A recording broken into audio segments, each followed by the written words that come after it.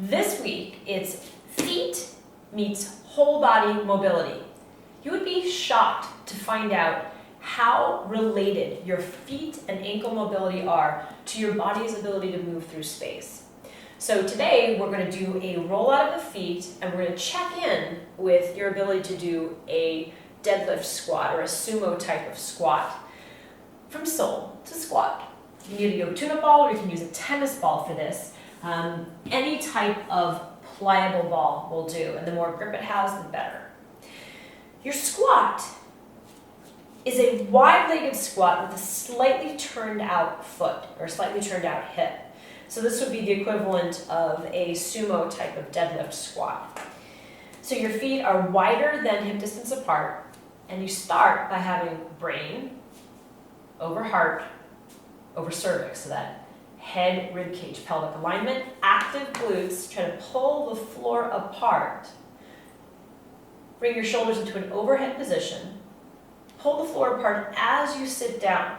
Your knees are trying to move away from one another in order for you to feel a stretch across the floor of your pelvis and those inner thighs. The spine remains aligned, going as deep as you can, and then up you go. So hopefully you felt how deep you went and any of those connections that I was mentioning. To start, you want to bring, let's start with the left foot. It'll probably be easiest for you to see that. Left ball, or rather left foot, and the deep instep. So the instep of your foot typically is where you have the tarsal bones, where the tarsals meet the metatarsals. And I'm standing next to osteo, but you should stand next to a wall for stability. Happily, he's here to hold my hand, even though he has no connective tissue, and he's kind of a disaster, but nonetheless, we got it. So at first, just letting your foot mold its way over the ball. We're going to track the ball across 3 different primary arches of your foot. That is the inner arch, called the medial arch, the outer arch, called the lateral arch, and then the arch that goes across the ball of your foot, essentially, called the transverse arch. So after resting for a few moments, what I'd like you to do is to bring the yoga tune-up ball towards the innermost portion of the arch. It's really where the big toe, the long bone of the big toe, resides. And you'll press into the ball and then try to shear or scratch the ball across that innermost surface of the arch. So I'm pressing down, I slide my foot to the left, and the yoga tune-up ball actually tractions the skin and the fascial tissues of the foot in the opposite direction. So you're going to feel a slight bit of burn or heat. You press down and you shear and feel that amazing sense of movement within the matrix of fluids in the foot. Then to the outer arch. So I'm pivoting around so you can see. So it's the pinky side of the foot. Again, I press down, and I'm going to move. Now I move my foot towards the right so that the therapy ball can pluck at the pinky side of the foot. This is all in slow motion. Lean down, press in. Foot shifts to the right, and the ball tractions the tissues to the left. So this puts also the ankle into what's called a forced eversion position, or pronation, 3 times through. And then coming to the transverse arch. So the toes should just hang over. And now I'm moving in slow motion, going through what are called the metatarsal phalangeal joints, and allowing the therapy ball to scratch and annoy, essentially, but in a nice way, annoy pressures into each of these major joints that ends up giving me the push off in walking. So about 3 full passes, back and forth, which is going to really be like 6 times.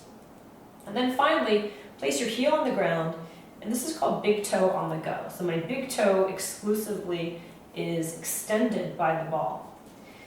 From here, my right foot steps forward. This is called big toe on the go, and I'm just going to create a little bit of an oscillation, attempting to step forward and increase the hinge at that left big toe.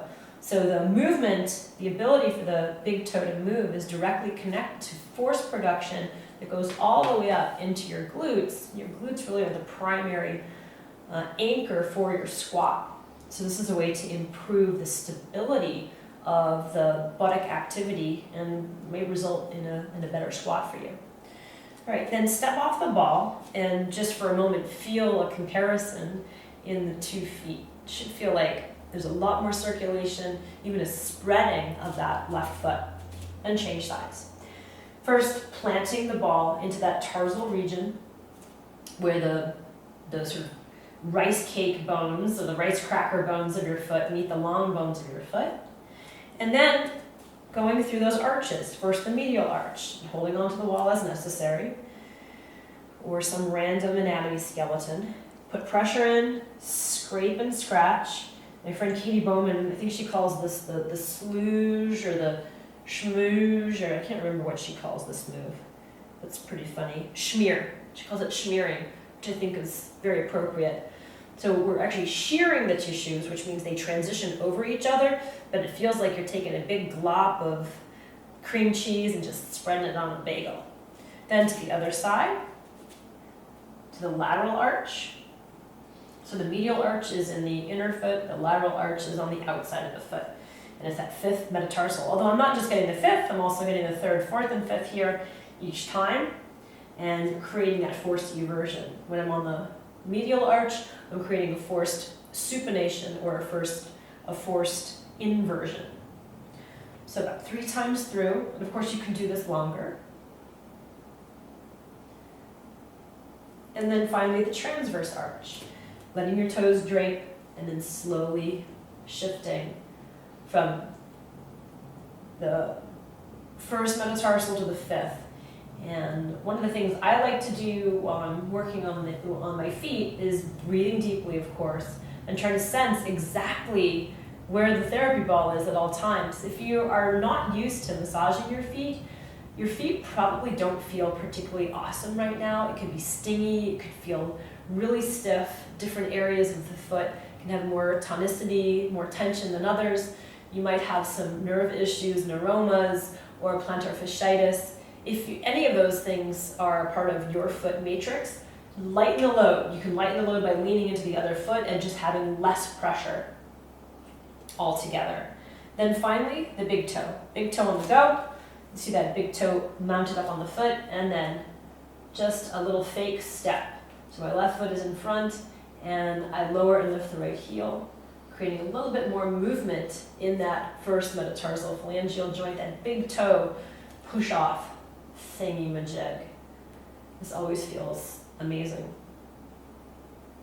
And then finally, step off and separate your feet. So I'll pivot, give you another angle here. Feet wider than the lungs, head, rib cage, pelvis, deep trunk engagement, externally rotating and flexing the shoulders overhead, pushing the ground apart, the knees slide away from each other, and sinking as low as I can possibly go without changing the spinal alignment.